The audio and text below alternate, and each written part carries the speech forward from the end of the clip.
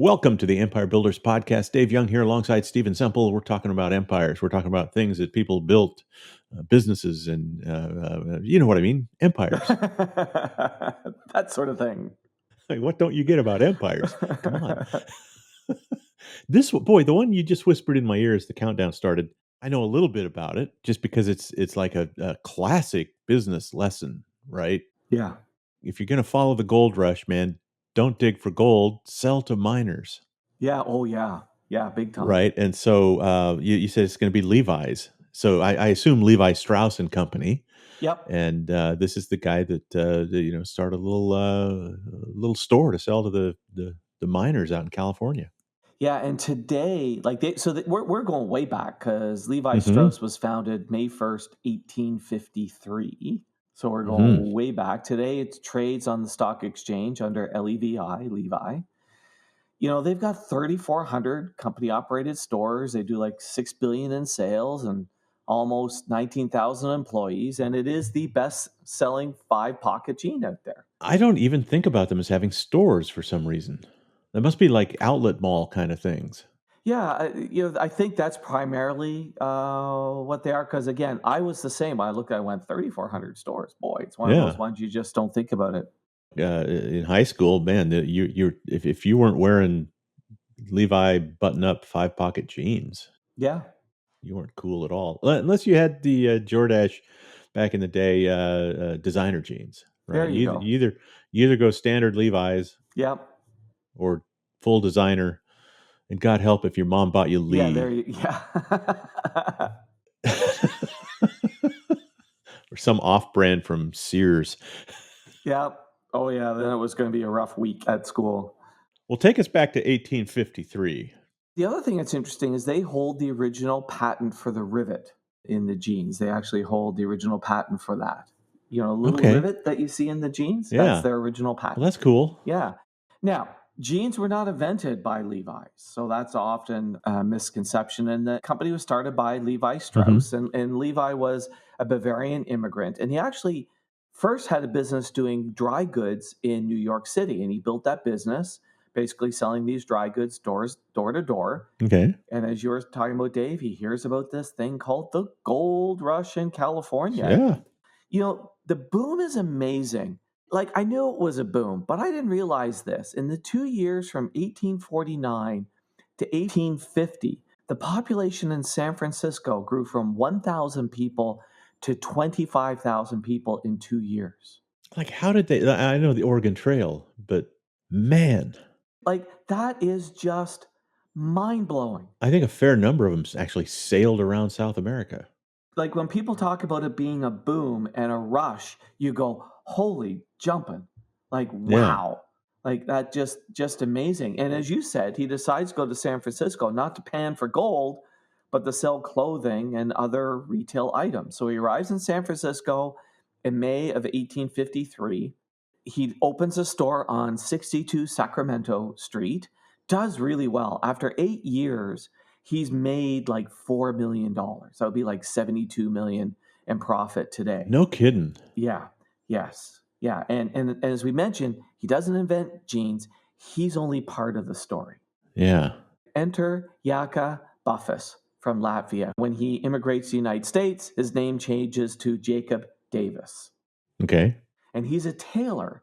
And he's done all sorts of business from clothing to brewing beer to pork wholesaling. He drives a bowling alley. None of them last more than 6 months. In 1870, he's in Reno, Nevada, and he's finally getting something working. He's making a living sewing things, and he's making overalls using duck cloth. And in fact, one of his suppliers is Levi's. It's one of his Okay. suppliers. And he's now making money. And he has a neighbor who has this disease called dropsy, which like really makes you really swollen. And basically, he doesn't have any clothes that can fit. So he approaches him and says, hey, Jacob, could you do this custom overalls for me? And so he does this custom thing and he charges $3 and he's making these really sturdy pants from this off-white duck cloth. And he notices he's got these copper rivets around that he uses for horse blankets.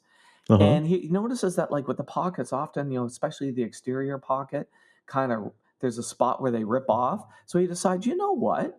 I'm going to rivet it on. That'll make it really sturdy. So he rivets the pockets, and he decides to also put a little rivet on at the bottom of the groin. And he gets like 4 more people see it, and he gets 4 more orders for this fabric with the rivet pockets, and then more orders, then more orders. And by 1872, he's making like 200 pairs of these things a year. And he Okay. also starts using denim. And denim had actually been around since the 1500s. It wasn't a new idea.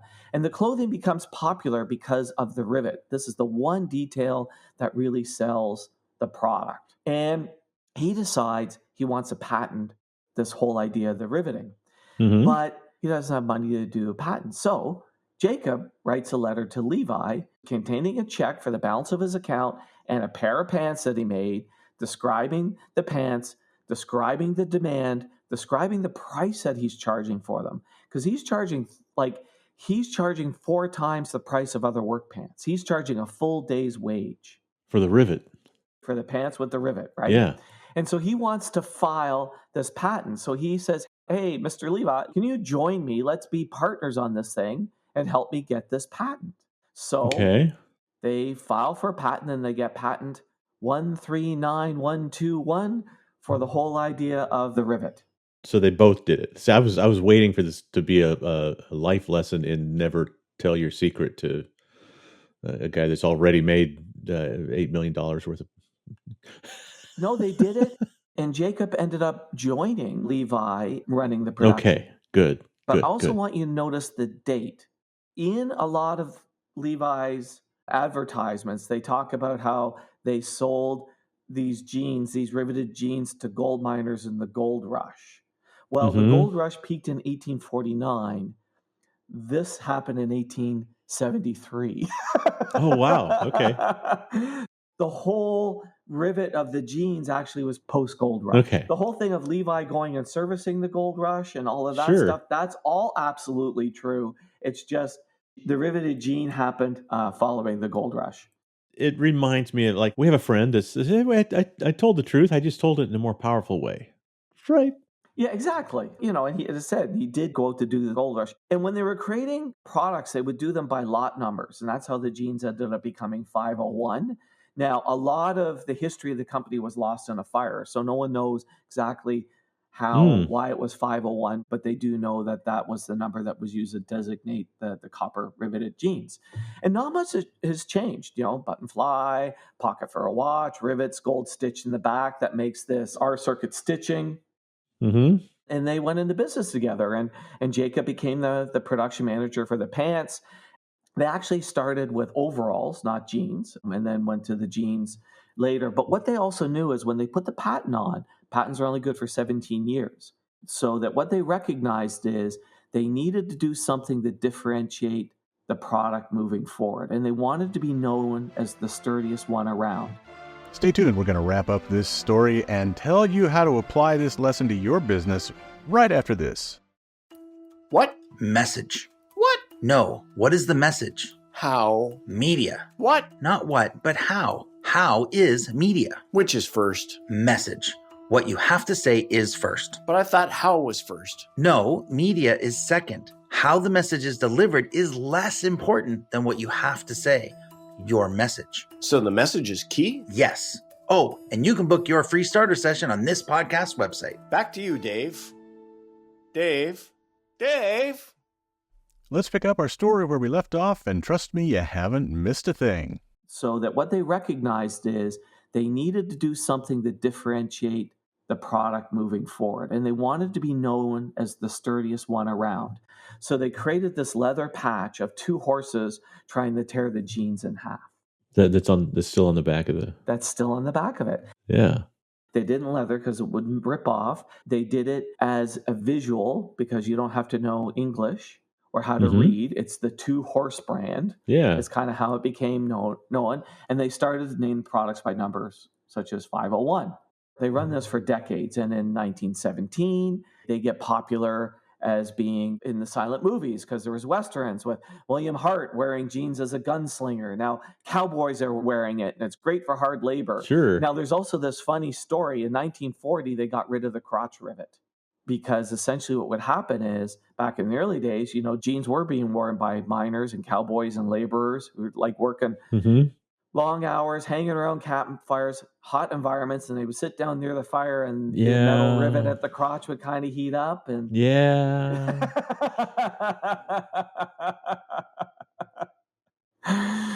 No bueno. No so bueno. The hot rivet in the crotch. yeah. Yeah. So they decided that rivet could come out, and they could do some extra stitching there to solve Sure. the Extras. problem. Yeah, and then the thing is, Levi's jeans ends up becoming part of everyday culture in the United States. It started off as being this work clothing, but then you had, you know, James Dean. being worn in the silent movies, John Wayne, James Yeah. Dean, Marlon Brando, in the movie The Wild Ones. It got so connected with rebellion. There was a point where jeans were banned in schools. Yeah. Then they started to create jeans for women. They called them the 701s. And that's actually when they added the zipper. They added the zipper at that point. Okay. Hollywood helps, because then along comes 1961. Marilyn Monroe and the Misfits wears Levi's jeans. It becomes the brand of hippies because, again, it's that rebellion. And Uh-huh. now in the late 1970s, a lot of competition starts because fashion companies now getting involved. But Yeah. along comes Bruce Springsteen. And Bruce Springsteen was not paid for this. On the cover of the album Born in the USA is basically a shot of his backside, and he's wearing 501s for the album cover. Sure. And there's that little red tab is Uh-huh. what really stands out on the cover. That little red tab that Levi's had added that just says Levi's. That little tiny red tab that just stood out, right? And that's it's worth talking about that little red tab. How do you know the story? Like how did that come about? I was not able to come across the story of how the little red tab came about.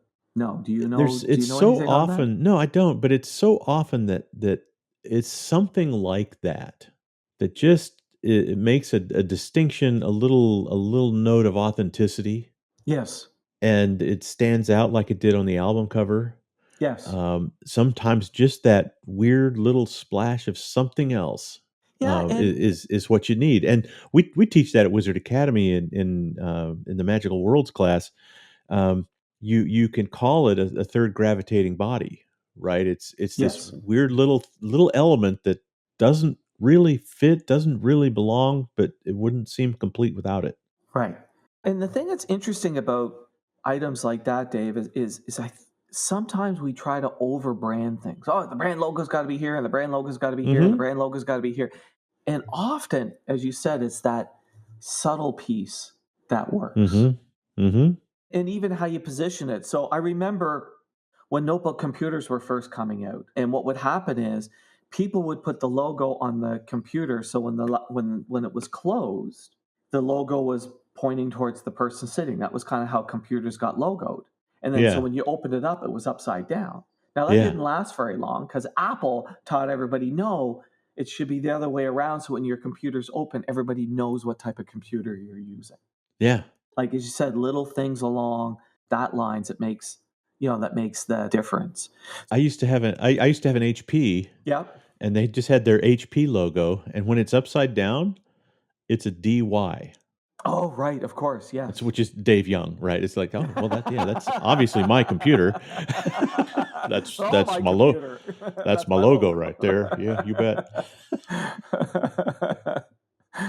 Yeah, so it's interesting. But yeah, that in 84, when Born in the USA came out, was Springsteen's, best-selling album of his career. But the other thing with this whole idea of rebellion and whatnot, in the Soviet Union, they were making knockoffs of Levi's, and they were terrible. And Levi's became a symbol of freedom in the West. They were That's right. I remember how sought after like you could make bank going to secondhand stores and buying up 501s yeah. to sell to some third party company that was going to go market them in Eastern Europe.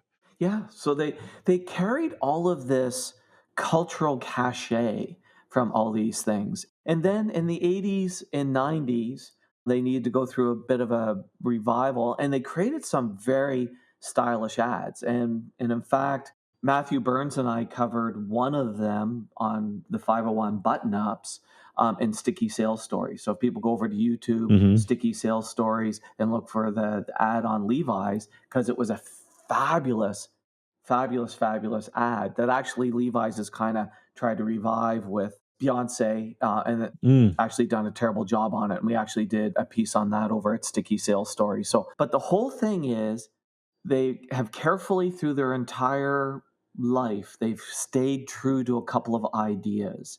And that it is, if you take care of them, they are made to last. They are special. They are high end. They are not necessarily fashionable. They are classic Mm-hmm.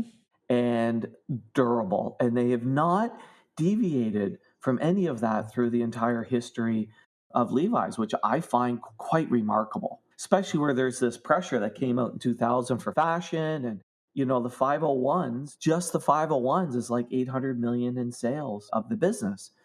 But here's the other thing that's even crazier. On their site, I came across a report that on their site, the vast majority of the search to their site is 501, Oh, wow. Okay. even though it's not, 90% of their sales, but it's like 90% of their search. Interesting. Like it's just this crazy thing, which means it's the entry point for people's experience with Levi's. You Yeah. start with 501. I think it's brilliant. Like, I think the big lesson is how they maintain by sticking to the original, right? In the 70s, as you said, all these, they weren't imitators. They were just trying to show you that here's something different you can do with this indigo dyed denim fabric, Yeah. right? And Levi's like, well, yeah, but we do, this is what we do with it. And this is what we've always done with it. This is what we're going to continue to do with it. And it maintained their position as the original. And Yes. so you want to be careful that you don't imitate your imitators and follow them into areas that aren't your business. Well, and it's so easy to have that happen because you look, not everybody are jeans fans. It's easy to look across and sort of go, oh, we should do these. And they look, Yeah. and Levi's does do those other things as well. There's no question. They make shirts and they make other things. But what they've done is these jeans, other than basically the removal of that one rivet, have hardly changed since 1870. Yeah. They were basically the working man's jeans. So many of the jeans that came up in the 70s and 80s were jeans that maybe you could get away with wearing to work Right. Yes. in a white collar environment, right? So the Sergio Leone and you could wear those and tuck a business shirt in and put a blazer on and it would seem okay, as opposed to these sort of baggy, not baggy necessarily, but just non-tailored Yes. look of the Yes. Levi's, right? They're definitely a non-tailored look. Yes. And I mean, there were jeans with pleats in them, for God's sake. Yeah. And the other interesting thing from a branding perspective I found is, they put that patch on the back, right? So Mhm. first of all, the leather patch, which one could argue is not great branding because as soon as you put a belt on, which is how most people wear jeans, the patch is Yeah. covered up. But then just the little tiny little red tab, right? Like Yeah. they weren't the in-your-face Mhm. branding. Yeah, cool story. Yeah, and hugely successful business that continues to be part of our culture today. Yeah. Thanks for sharing the Levi story. All right, thanks, David. Thanks for listening to the podcast. Please share us, subscribe on your favorite podcast app, and leave us a big, fat, juicy 5-star rating and review at Apple Podcasts. And if you'd like to schedule your own 90-minute empire building session, you can do it at empirebuildingprogram.com.